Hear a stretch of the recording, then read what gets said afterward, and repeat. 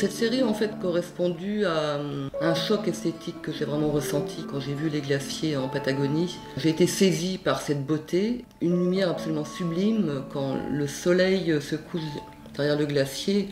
Lumière, c'est comme une lumière divine qui apparaît et j'ai eu des visions et je voyais ma matière, je voyais toutes ces couches, les strates, les bulles, les failles de lumière. Tout était là pour que je puisse initier un travail et une recherche autour de la glace. La première phase va être de construire une composition d'éléments à plat. Et je vais organiser les matières, construisant les volumes. Je peux rajouter des cristaux. C'est un chaos organisé en fait. Comme les glaciers, c'est un empilement de matières, couche par couche, qui vont former une masse. C'est comme un millefeuille pour lesquels je vais rajouter toujours des strates.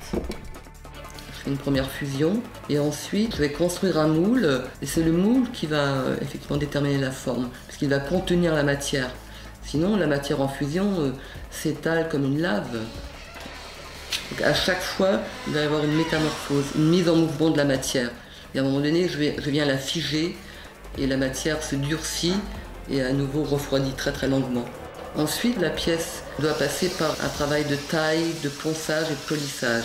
Et ça se fait avec les machines, le lapidaire, la meuleuse, alors des sableuses. En fait, ça se travaille comme une pierre. C'est presque une pierre précieuse. On voit toutes ces bulles qui sont apparues dans la matière. L'air est enfermé entre les couches de verre, comme dans la glace, où les bulles d'air sont enfermées entre les couches de neige.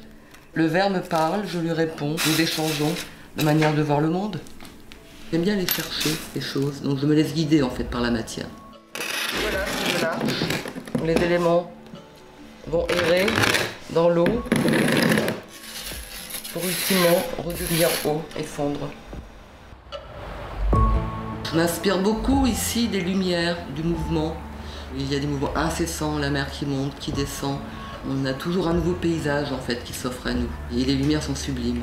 Donc elles m'inspirent énormément et je peux les retranscrire dans mon travail inlassablement. Vous êtes comme un passeur un peu?